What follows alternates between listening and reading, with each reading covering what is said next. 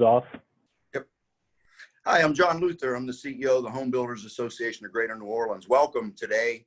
We're going to present some very important information for all of you. And, as we transition, we're looking at the so-called flattening of the curve. I think we're all doing a good job with that.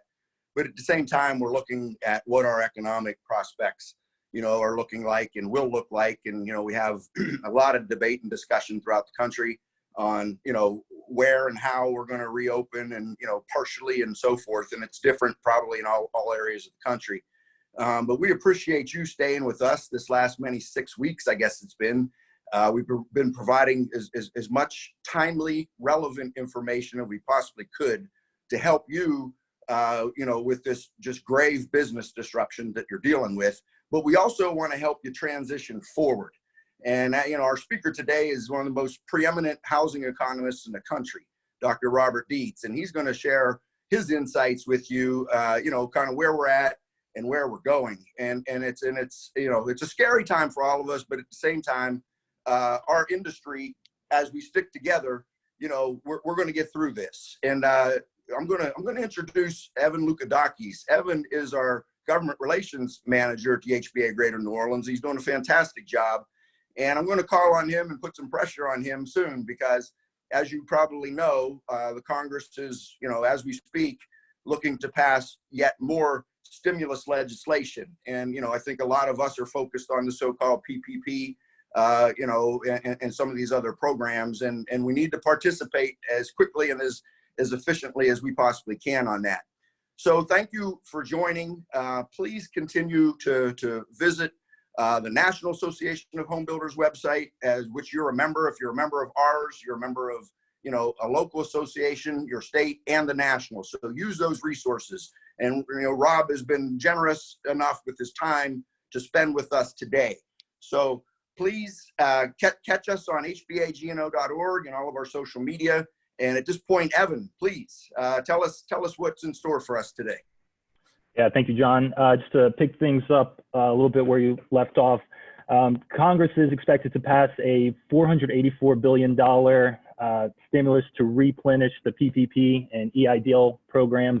It's in the House right now, and they're expected to pass it sometime today. So just be prepared to jump on the applications once that is all final. We're very excited to have Dr. Rob Dietz join us today. This was borne out.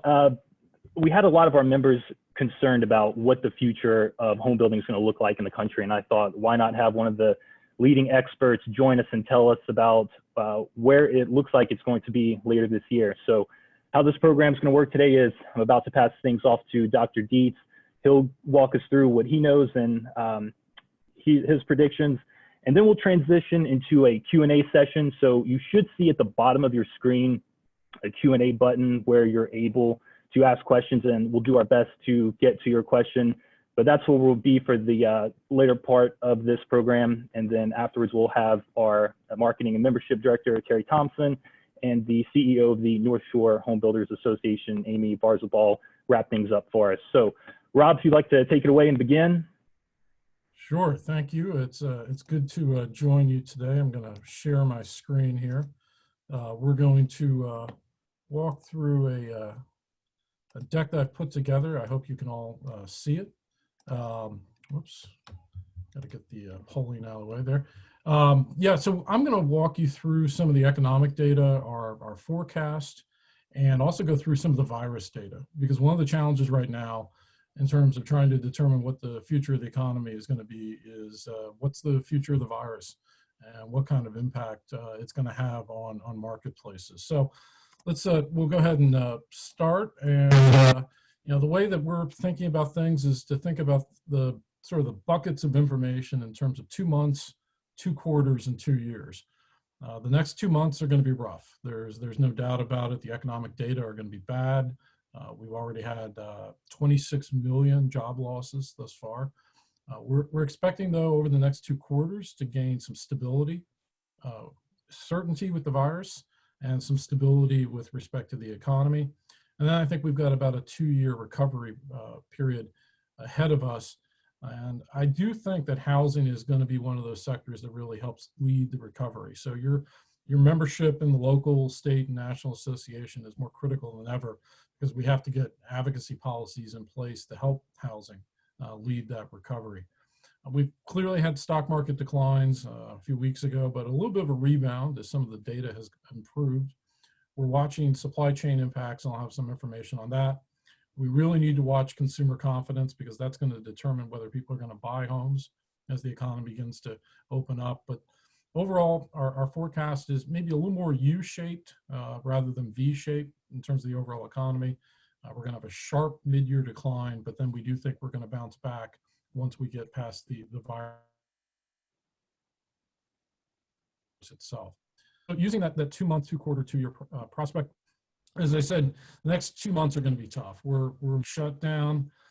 This idea of flatten the curve, I think, is really a kind of a timeout in terms of trying to get hospital capacity and medical capacity to ramp up, but it can't be permanent.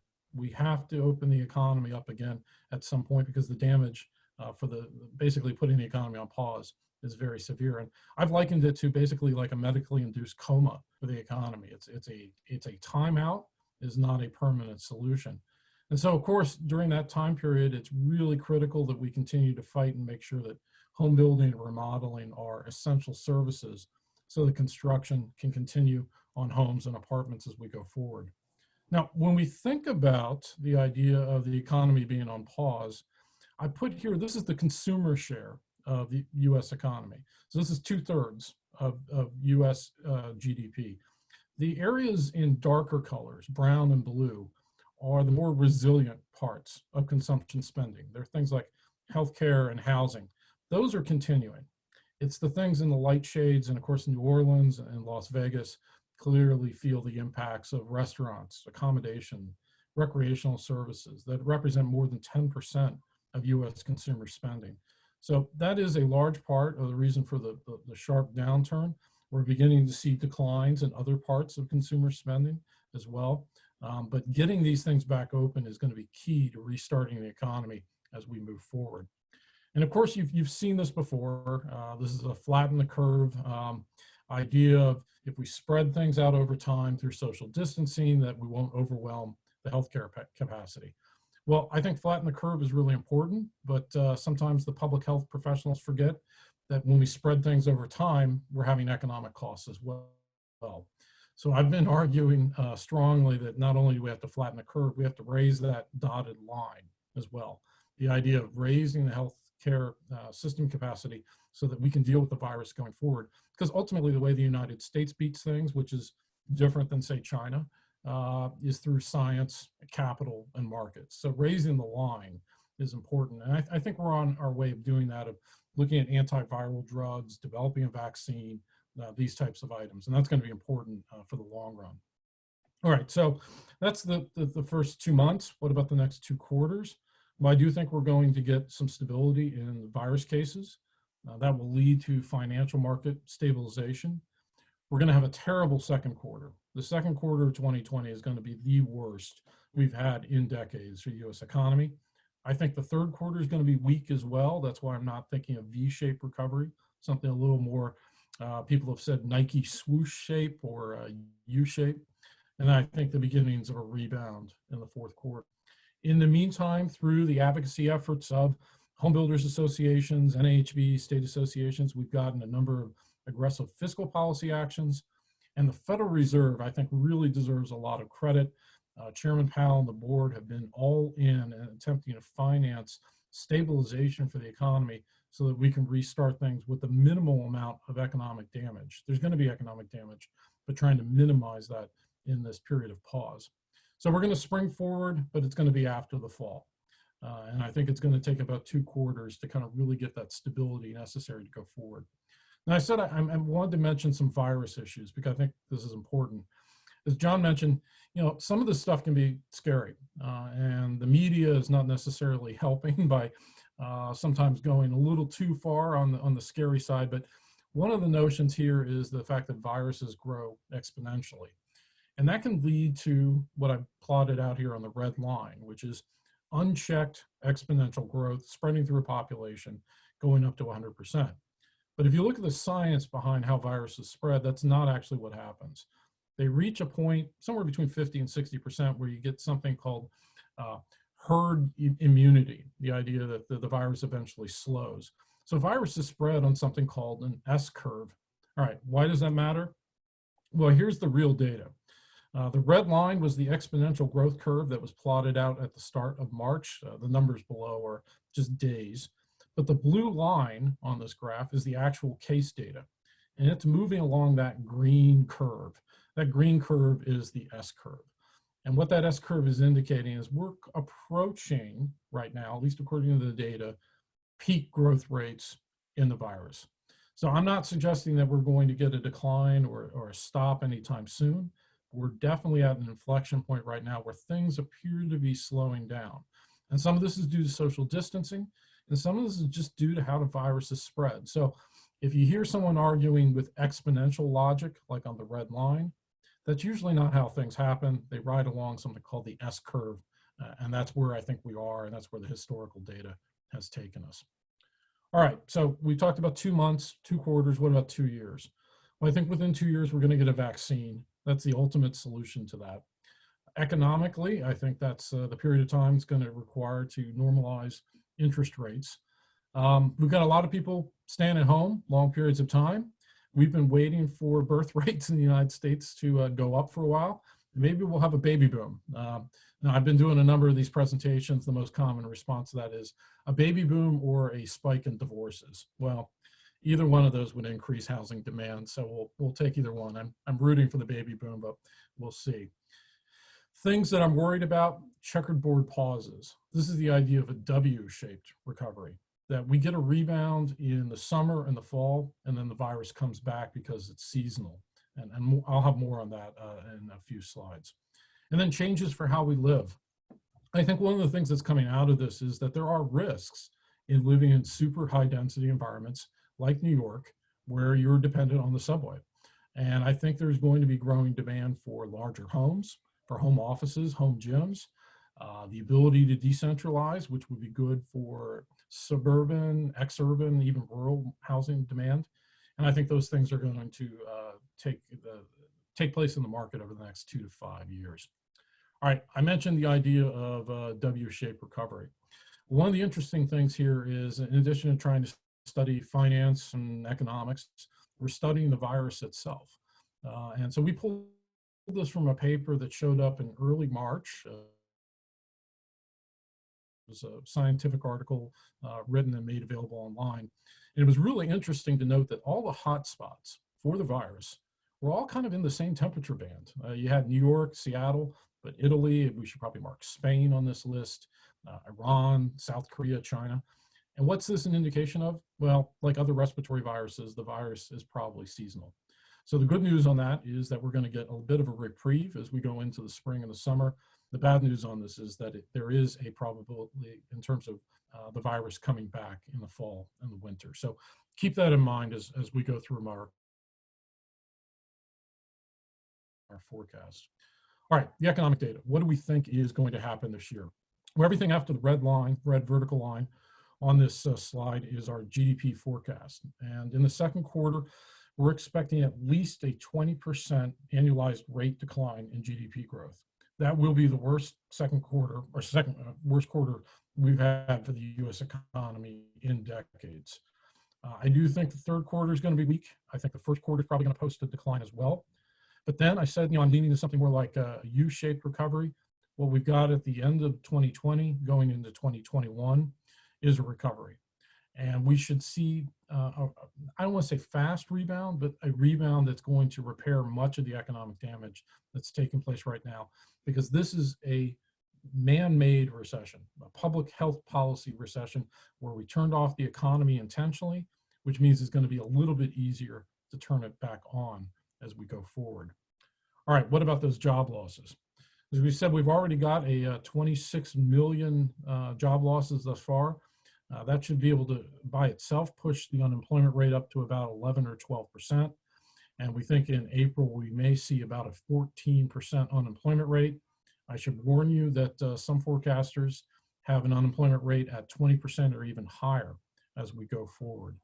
So we're going to have a very significant increase in a very quick amount of time in the unemployment rate. We think that unemployment rate is going to come down as we turn the economy back on. But by the end of the year, by the end of 2020, the unemployment rate still may be at 9 or 10%. So it's going to come down fast, but it's going to be elevated. And why does that 9 or 10% rate matter? Well, it matters because 9 or 10% was the peak rate that we had during the Great Recession. So just getting down to the peak rate of the Great Recession is going to be part of the task here in 2020. And here's the historical data just to kind of illustrate that. You can see it's a really sharp and quick rise in the unemployment rate. And then if we're correct about the ability to turn the economy back on, it comes down quickly, but the scale of this is really much bigger than the recessions that we've had going back to the late 70s. All right, I mentioned the Federal Reserve. The Federal Reserve is all in on supporting the economy. They've reduced interest rates down to about a 0% rate. The one-year Treasury rate is well below 1%. This is supportive for mortgage interest rates, which I have on this slide. We think the 30-year fixed rate mortgage is going to be well below 4% over the next 2 years. And the recent data show it about 3.3, 3.4% on average. We think that will continue, and it's going to continue because the Federal Reserve is basically supporting a situation in which interest rates are low in order to help stimulate the economy as we go through this crisis period.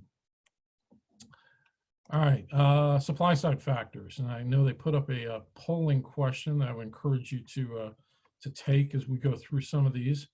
This is national data. You have the opportunity with the polling question to give you some local data. This national data is information that we collected at the beginning of April in terms of the impacts that the current situation is having on builders. The number one impact is a decline in buyer traffic. 96% of builders seeing declines, with 72% of builders seeing major declines. You can see some other impacts here. It's taking longer to get planned reviews. It's taking longer to get building inspections across the country. I would point out your attention to the last 2 items on this list, because I think they're going to be things that aren't just a 2-month type considerations, but are 2-quarter considerations. And they're the supply of building products and materials. 72% of builders right now are reporting some issues with that.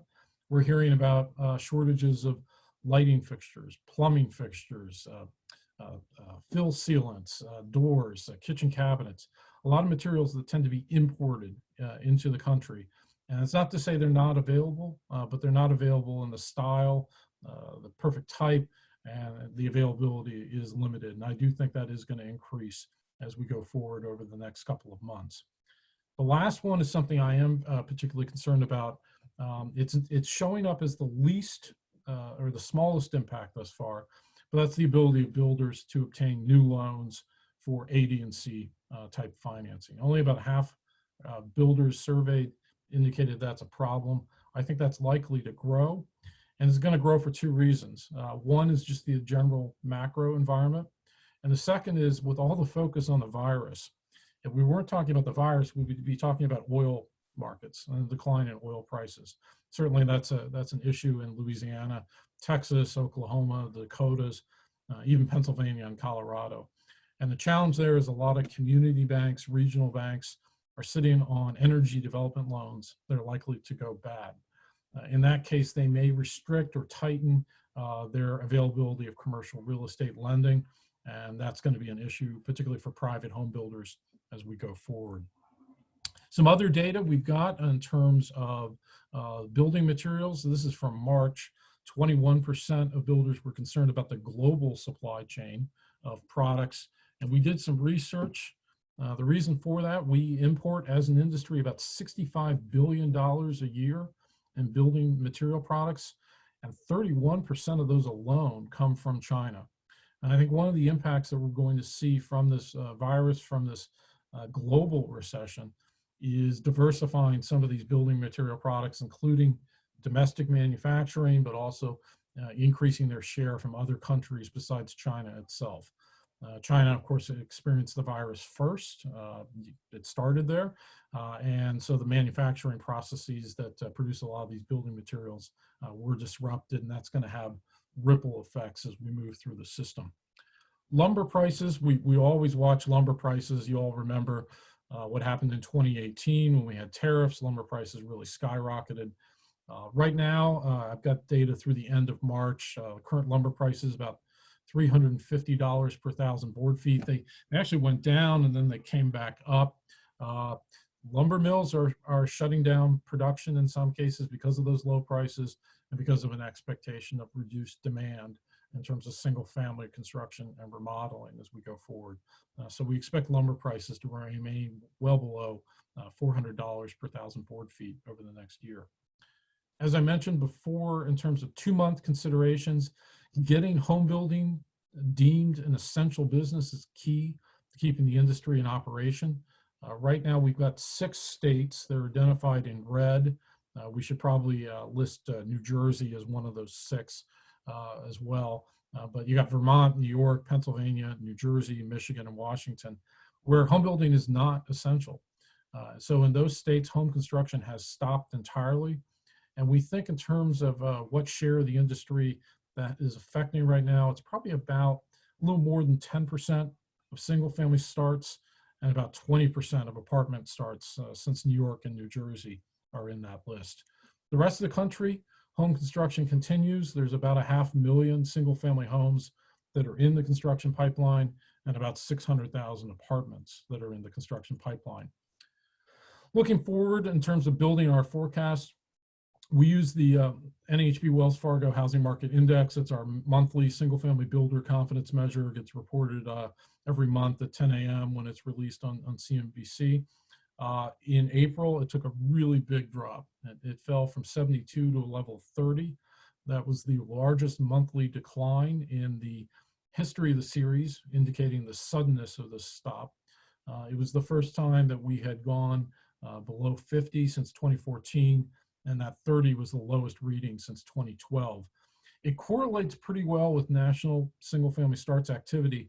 So that 30 is pointing to a single-family starts level of about 500,000 units on an annualized basis. So we use that in terms of building our forecasts, and certainly builders are reporting really challenging market conditions right now. So let's take a look then at our forecast. I guess here for single family construction, this looks more V-shaped than U-shaped. It's a pretty sharp decline with a rebound. But for 2020, we're expecting about a 20% decline in overall single family starts. Construction will continue on those units that are currently in the pipeline. So this isn't a complete stop in terms of the inventory. We think we're going to rebound beginning in the 4th quarter, and then we'll get some growth, and then we're going to grow back to trend. So it's to take a little bit of time to get back to where we were in terms of the prior trend line. I think we'll get there by the end of 2021. And that's that 2-year bucket in terms of thinking about 2 months, 2 quarters, and 2 years. The thing that makes this different, though, say different than the Great Recession, underbuilt rather than overbuilt. So this is data looking at the amount of single family starts that took place by decade. Population adjusted. In the 80s, 90s, and 2000s, we were building about 41,000 single-family starts per year per million population that live in the U.S. Over the last decade, we were running at about half that rate. So we're short 1 million housing units right now, in contrast to the Great Recession, where we had overbuilt by at least 1 million units. What does this mean? Well, it means that housing has a lot of potential economic energy. And it's one of the reasons that we do think that housing and home building in particular will help lead the recovery as it gets underway. In terms of apartment construction, same kind of pattern, a really sharp decline in 2020. We're going to have to watch rent collections, because rent collections are really going to determine the rate of return for apartments. But we expect a return to trend, maybe a little bit below some of the trend lines that we had in place before, but usually right after a recession, rental housing demand fares pretty well. We saw that after Katrina, for example, that multifamily starts in the New Orleans area responded before single family starts. And given this is a national economic crisis, I think we'll see much of the same in some of the national housing level data. Remodeling, We do expect declines in remodeling, particularly interior items, big ticket items, but remodeling as a sector actually should fare a little bit better than single family and multifamily construction. The reason for that is there's a lot of repair and necessary maintenance type activities that's going to take place. I think the challenge is going to be the difference between remodeling that occurs outside the home, exterior type modifications, and remodeling that occurs inside the home. The remodeling market tends to move along with existing home sales, and we are expecting pretty significant declines mid-year for resale activity, and that will draw down the amount of remodeling activity that takes place going forward. And you know what? I talked about the virus throughout this whole thing, but it's still an election year. So let's take a look at some of the housing data from a kind of a red county, blue county type perspective, just to get some non-virus type data. This is data through 2019, and all the counties here marked in red are counties that voted for Trump in the 2016 election. All the counties in blue are counties that voted for Clinton. And as you can see on this chart, 61% of single family construction takes place in those red counties, the rest in the blue.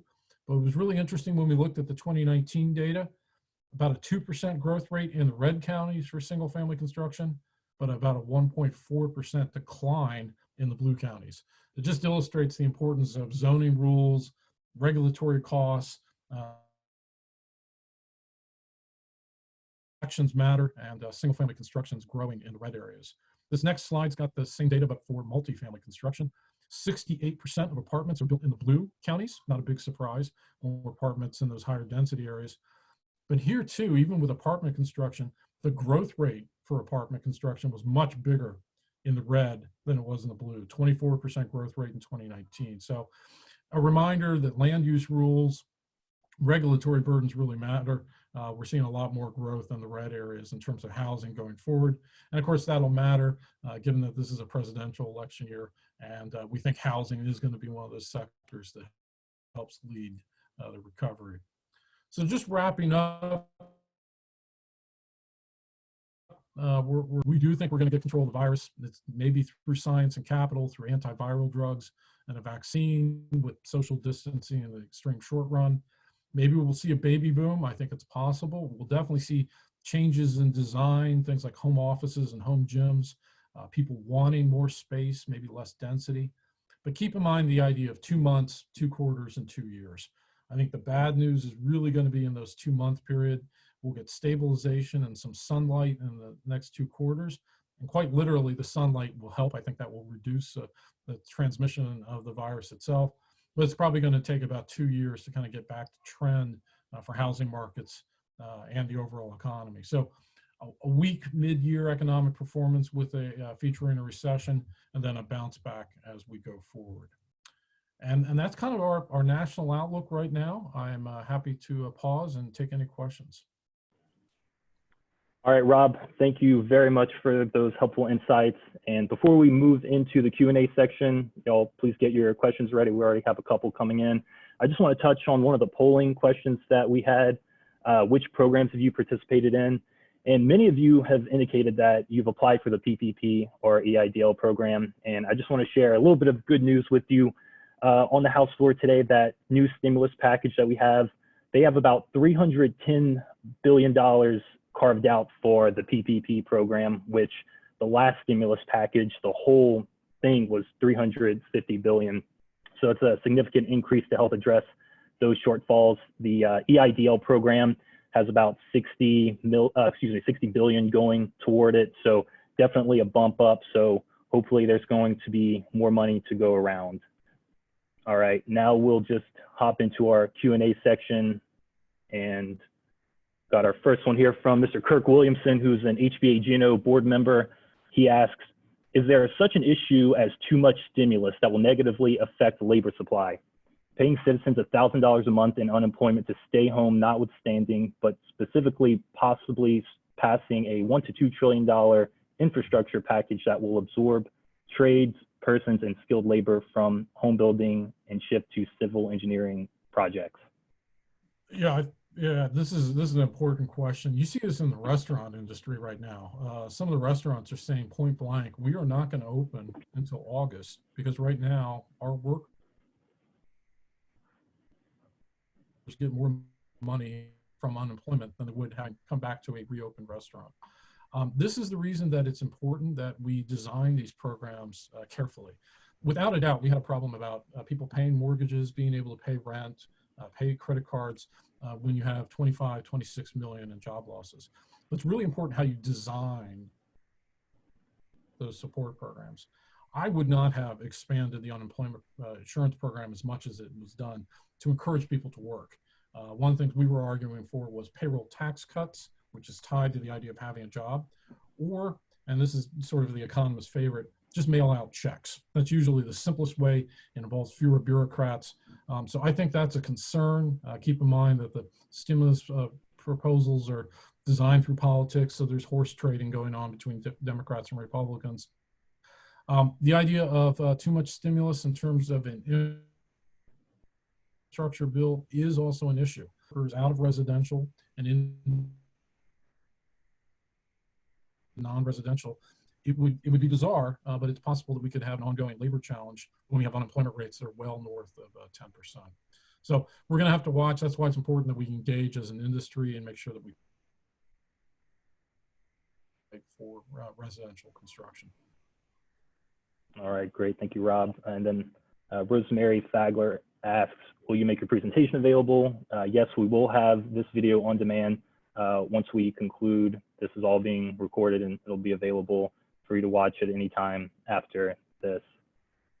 Then we have Scott Bardwell asking, following the money, what about lending requirements? If banks get too stringent / uncertain, will definitely hurt home sales. And he follows up saying, speak to banking regulations. Yeah, this is definitely one of the concerns. Yeah, as I mentioned, it's not just the virus itself, it's the oil markets. We're making sure that liquidity is available, not just to the big banks, but the regional community banks, because that really is the lifeblood in terms of private home builders getting financing. Some of the issues that we've been working with in terms of the Federal Housing Finance Agency, HUD, Treasury is arguments and ways that we can shore up that A, D, and C lending pipeline. One of the ideas that's been tossed around, and the new regulator at the Federal Housing Finance Agency, an economist named Mark Calabria, who actually began his career as an NAHB economist, is the idea of creating a secondary rates, increase liquidity, and help some of those smaller banks. I think that idea is being discussed. I do think that one of the problems that we had in the short run, the Fed has basically had to walk back some of these rules, but after the Great Recession, we tightened up lending regulations so much that banks weren't able to lend when interest rates went up. And the Fed has quietly walked back some of those regulations in recent weeks, all but admitting that they made a mistake and taking the needle too far. So I think we've moved in the right direction on that. And while we're talking about lending, I know Kirk had asked a question about inflation. I got to tell you right now, I'm not too worried about inflation. I know we're going to run some really large government deficits. Usually that's a sign of inflation. But as long as interest rates remain low, the markets have a demand for government debt. There are buyers willing to buy, and not just in the US.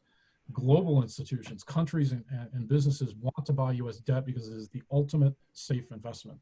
As long as that's the case and you don't see a real boost in the interest rates, inflation should remain fairly tame. I'm actually really more worried about deflation than inflation over the short run. And between the two, inflation's bad, but deflation's a lot worse. And I'd rather see us kind of stimulate the economy and get prepared for a rebound than do nothing and let the economy fall apart during this pause. All right. And then Rob, maybe you can speak a little bit to this from Connolly Hayward. New Orleans and South Louisiana has shown a history of being out of sync with the national economy. Also, our economy is dependent in part on oil. How do you see the local market over the next 2Q and 2 years? So if we think about 2 quarters and 2 years, the challenges over the next 2 quarters are going to be rooted in both the oil markets as well as the hospitality industry. I think oil is going to sort itself out as we get some certainty about global economic growth. There's going to be a global recession that's going to hold down those oil prices. Some of that is maybe going to have to be tackled in terms of a new stimulus bill and what we're going to do with the energy sector. Something's going to have to be done in the same way that we're dealing with the airlines, as an example. The hospitality sector is a little more challenging.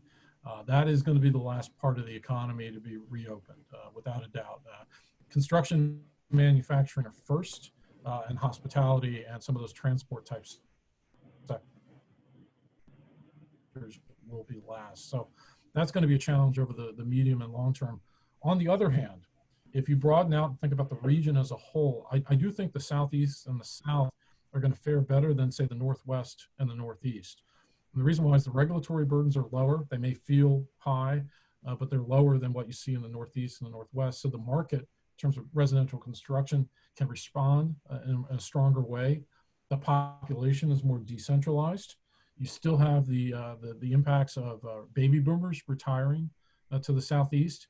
And then just the weather itself. I think one of the factors we're going to see is that places with more sunshine and more and higher temperatures are places that are going to have smaller virus impacts than, say, the Northeast. So I think it's going to be a challenging 2 quarters, but over the long run, the Southeast should fare pretty well. All right, sounds good. And then we have Bruce Laburn, who's another HVA-GNO board member. Is there validity to the concern that the outcome of increased unemployment compensation is a higher expectation of income when the unemployed again consider to return to work? Yeah, without a doubt that people are going to make that calculation. What are my unemployment benefits? What's the wage I can get? We think wage pressure is going to be a problem, downward pressure, as we come out of this recession. Something else to keep in mind, by the way, you've probably seen the jobless claims numbers. They're up 26 million. There's a lot of self-employed individuals in those numbers that don't show up in the payroll employment report. That's just the impact of the gig economy and Uber drivers and things like that. So there are a lot of people who are applying for that may be making some of those numbers look a little bit larger. But yeah, I think one of the things we're going to have to deal with in terms of getting a rebound in the economy is getting people to return to those businesses that are shut down.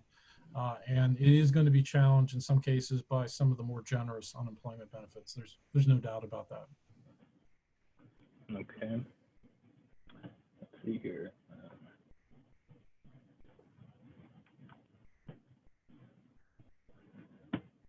Okay, and then we have Rosemary Sagler again. Do you see a consolidation happening within the regional or national home builders?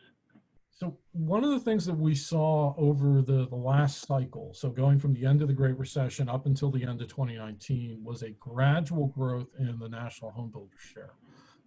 If you take, say, the top 14 or so builders, coming out of the Great Recession, they had a market share of about 20%.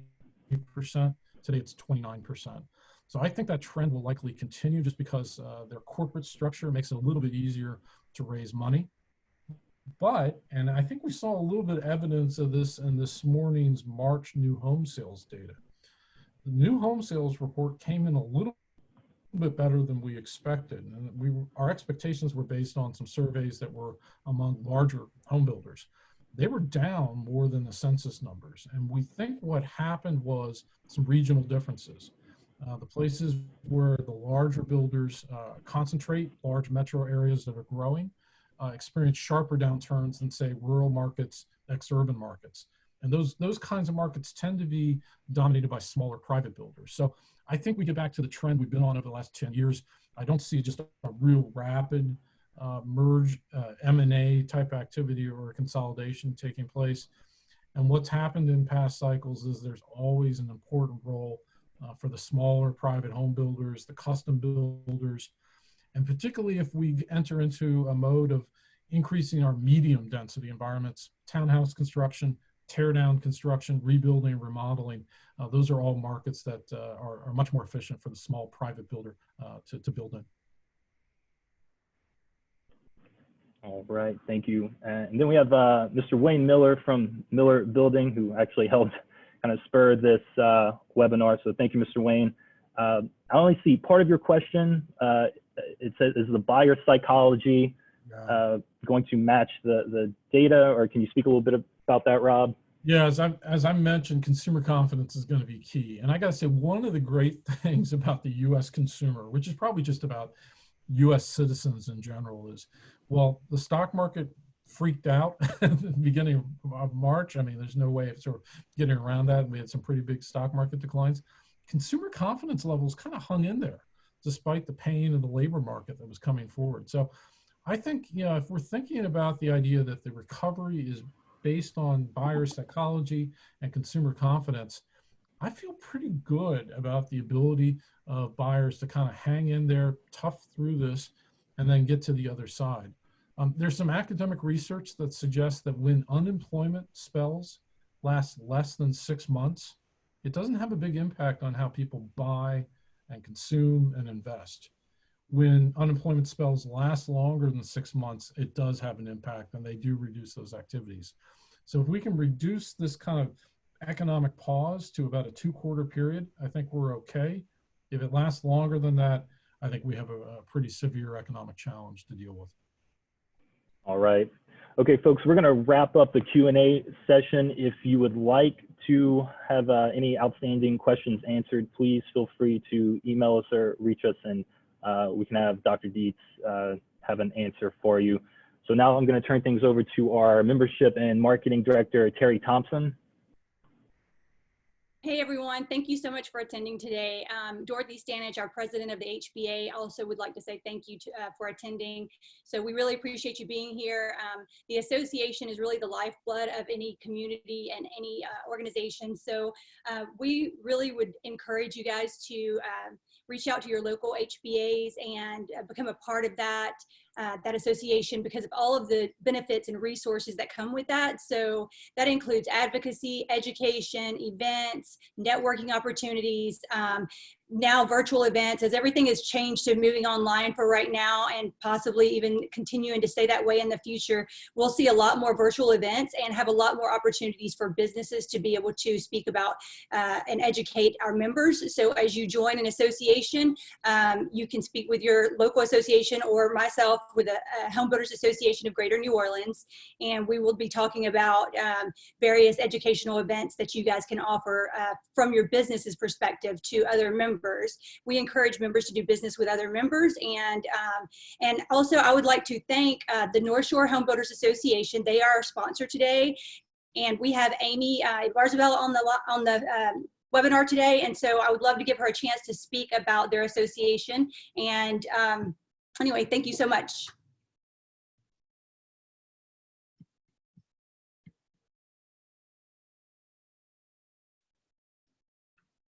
Hi, everyone. So happy to see. I can see that people are listening on this webinar from members of New Orleans, Baton Rouge, North Shore, and then even some that are not yet members of an HBA. So that's fantastic. And I'd like to just express our appreciation in this partnership with the New Orleans HBA. Our goals are very similar, almost exactly. You know, we want to help our members. We want to provide information to you so that you know how to plan. And this is a time where we don't really know how to plan, but we have an expert that was able to give us great information today. And so thank you for joining us. If you have questions specifically for the North Shore HBA, give me a call, 985-502-0572. And just know that there are efforts being made to protect your business, whether you see them or not. And our local job is to try to push that out to you as much as we can so that you can see what's being done to help the home building industry. Thank you. Thank you, Amy. Again, we appreciate everyone's time. If you do have questions, you can reach out to us, or you can reach out to Amy if it's regarding the North Shore. I know she gave the phone number, and I know you can find their information online as well. And then also, if you are looking for resources, for any future resources whatsoever, you can, if you're with the North Shore, definitely go to their website. But we also have hbagno.org, and I highly encourage to check out our COVID resources hub or resource hub and get any information that you need from there. A lot more updates will be coming available today and over the course of this week as things continue to roll out, as John Luther and Evan mentioned. And again, I would like to also thank Rob Dietz for joining us today. We really appreciate you taking the time out of your calendar. I know that you're a very busy man, and we really appreciate your time today. So thank you for coming and joining us and being a part of our association. If anyone doesn't know, if you decide to join an HBA, you will also become a member of the NAHB, which is the National Association of Home Builders, as well as the Louisiana Home Builders Association. So you will get a 3-in-1 membership, all packaged or bundled together. So definitely consider joining us. And if you have any questions for HBA, GNO, or Greater New Orleans, you can call us at 504-837-2700, or you can reach out to me directly at info@home-builders.org. Thank you, everyone, for being panelists and attending. Amy, thank you. John Luther, thank you. And Evan Lukadakis, thank you. And again, Rob Dietz, we appreciate your time so much. Have a good day, everyone. Thank you. Thank you.